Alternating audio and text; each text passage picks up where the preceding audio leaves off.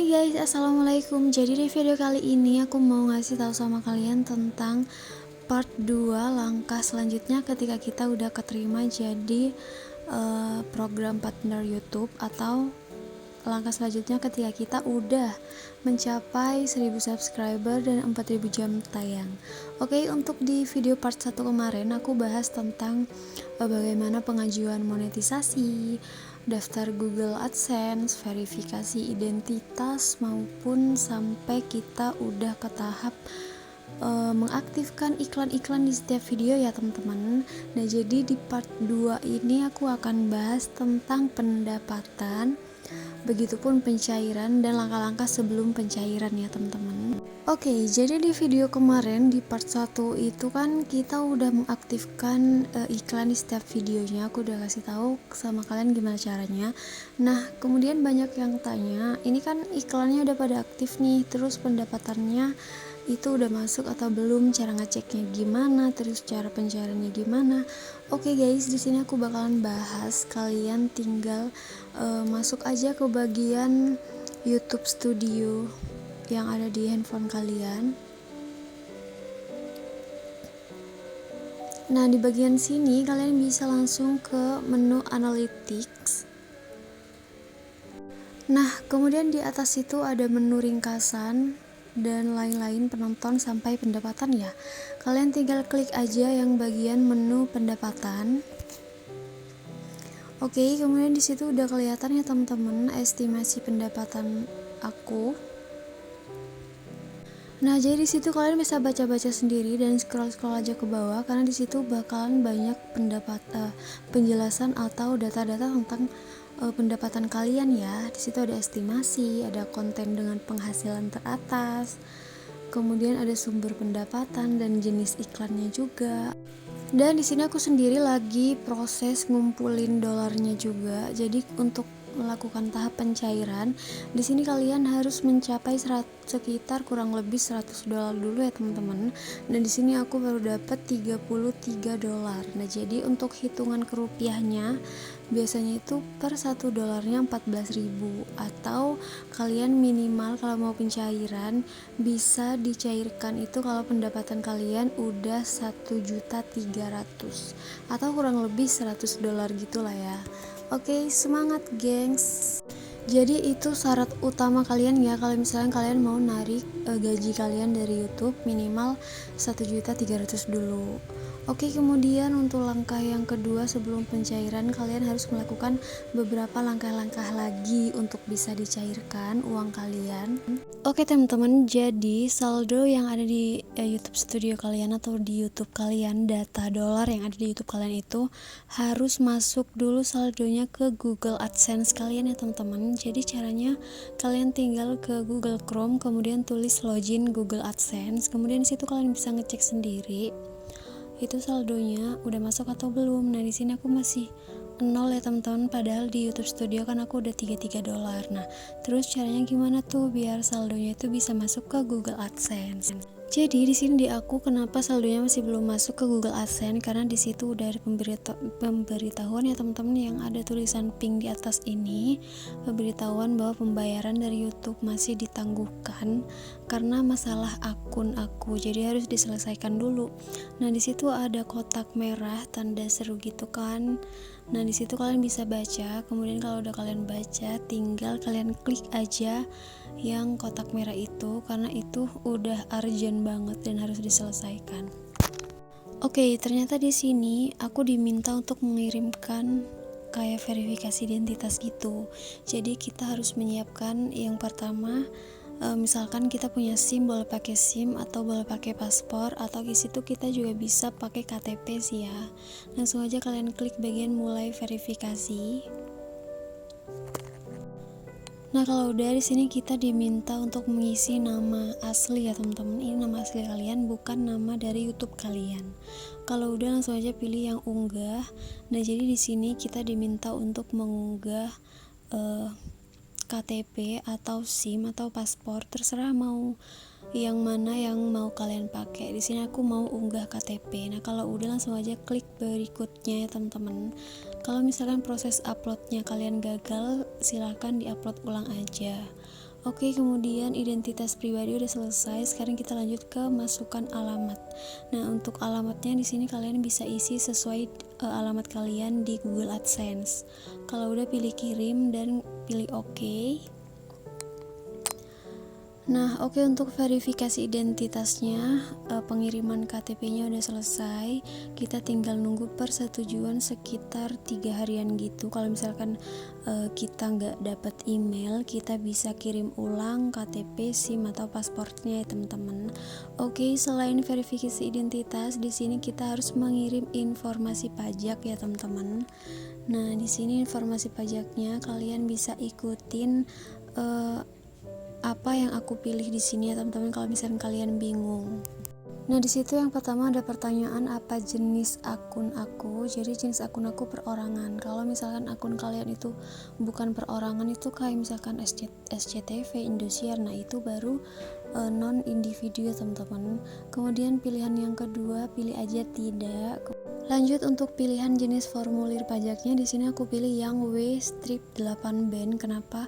Karena emang formulir W8 band itu dihususkan untuk kita yang non Amerika Serikat ya teman-teman. Oke teman-teman, kita tunggu dulu bentar. Lanjut, itu kita masuk ke nomor 1, identitas pajak. Di situ diminta mengisi nama kalian ya teman-teman, nama asli kalian. Kemudian kita skip yang nama DBA. Kemudian lanjut lagi ke negara, karena di sini aku tinggal di Indonesia. So aku pilih Indonesia. Kalau udah, lanjut ke yang bawah ini, TIN asing. TIN asing itu nomor identitas wajib pajak. Nah, jadi misalkan kalau di sini kalian punya NPWP, kalian bisa isi nomor NPWP di bagian kotak TIN asing ya teman-teman. Nah, terus gimana Kak kalau misalkan aku nggak punya NPWP?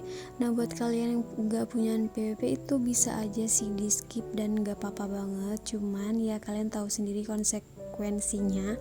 Yang punya dan gak punya NPWP itu bakalan beda potongan pajaknya teman-teman. Pasti lebih besar yang tidak memiliki NPWP. Oke, lanjut pilih berikutnya.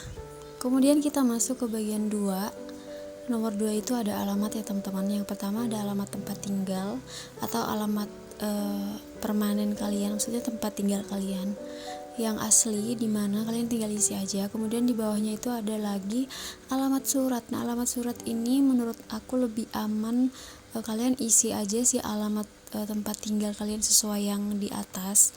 Kenapa? Karena alamat surat ini bisa kalian isi alamat teman kalian atau kerabat kalian mungkin yang rumahnya itu dekat sama kantor pos gitu loh. Kalau misalkan kalian pengen titip surat Google-nya di teman kalian, kalian boleh isi alamat surat itu alamat teman kalian, tapi menurut aku lebih aman diisi alamat tempat kalian sendiri sih. Oke, kalau udah, pilih berikutnya lagi. Kemudian kita masuk ke yang nomor 3. Nomor 3 itu ada perjanjian pajak ya teman-teman. Di situ kalian bisa baca dulu, baca-baca sendiri. Nah, untuk di perjanjian pajak di sini aku pilih tidak. Lanjut pilih berikutnya. Kemudian kita masuk ke nomor 4, itu ada pertinjau dokumen. Oke, tunggu dulu loading bentar. Jadi di sini tuh kayak mengkonfirmasikan lagi, tadi kan kita udah pilih yang W8 band. Nah, kita tinggal centang aja kotak kecil kayak gini, kemudian pilih berikutnya. Ini cuman kayak konfirmasi gitu ya. Oke, lanjut kita masuk ke yang nomor 5. Di situ ada sertifikat. Nah, di sini kita kayak diminta tanda tangan dokumen gitu ya teman-teman. Pilih aja yang nomor 1, yang iya saya adalah orang yang disebutkan di bagian identitas pajak yang menandatangani formulir ini. Oke, kemudian lanjut isi nama lengkap kalian, nama asli kalian. Kalau udah, pilih lagi berikutnya dan kita masuk ke yang nomor 6, itu ada aktivitas dan layanan yang dijalankan di AS. Oke, kemudian di sini aku pilih yang tidak lagi. Kemudian di bawahnya itu ada pernyataan tertulis perubahan status. Nah, untuk di bagian sini ini untuk pemula, kalian pilih yang di atas kayak aku ya. Saya memberikan info pajak untuk profil pembayaran baru atau yang sudah ada yang belum menerima pembayaran. Nah, ini untuk yang pemula baru pertama kali nih mau dapetin gaji. Nah, buat kalian yang udah dapetin gaji biasanya pilih yang nomor 2 ya teman-teman. Oke, langsung kalau udah pilih berikutnya, jangan lupa kalian centang dulu kotak kecil yang di atas ini.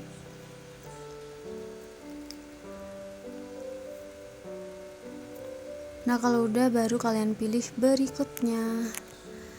Oke, lanjut ke yang nomor 7. Di situ ada pelaporan pajak ya, teman-teman. Nah, untuk di bagian sini kalian bisa pilih yang pengiriman secara elektronik ya. Kemudian jangan lupa juga dicentang di bagian kotak kecil itu, dan kalian bisa baca-baca sendiri lebih lengkapnya. Kemudian kalau udah langsung aja klik kirim dan tunggu dulu bentar loadingnya.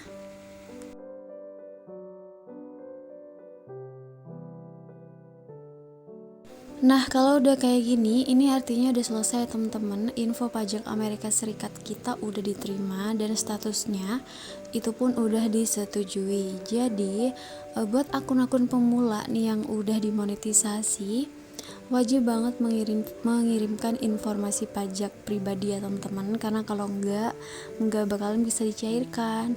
Oh ya, dan buat kalian youtuber pemula yang masih belum tahu rentetan apa aja sih yang harus dilakukan ketika kalian udah mencapai 1000 subscriber dan 4000 jam tayang, kalian juga bisa tonton video aku yang part 1 ada di video ini. Di sebelumnya video ini kalian tinggal cek aja.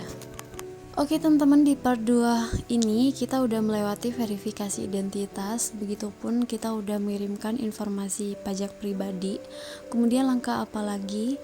Kemudian kalian tinggal cek dulu di bagian Google AdSense kalian, apalagi langkah-langkah selanjutnya harus dilakukan ketika kalian akan melakukan pencairan. Caranya sama aja, kalian tinggal buka Google Chrome yang ada handphone kalian, kemudian kalian tulis Google AdSense di bagian pencarian, kemudian kalian pilih aja yang paling atas yang login Google AdSense.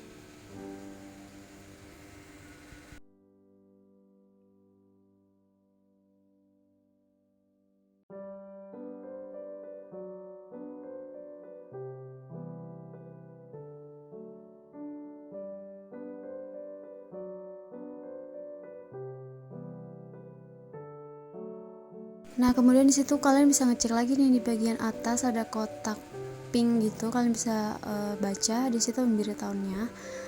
Dan di pemberitahuan di aku ini, aku harus melakukan verifikasi alamat. Nah, ini dia teman-teman yang paling terakhir dan yang paling ditunggu-tunggu bagi youtuber pemula yang udah akunnya dimonetisasi, yaitu verifikasi alamat, dimana verifikasi alamat ini Google akan mengirimkan sebuah surat untuk kita, untuk dikirimkan ke rumah kita.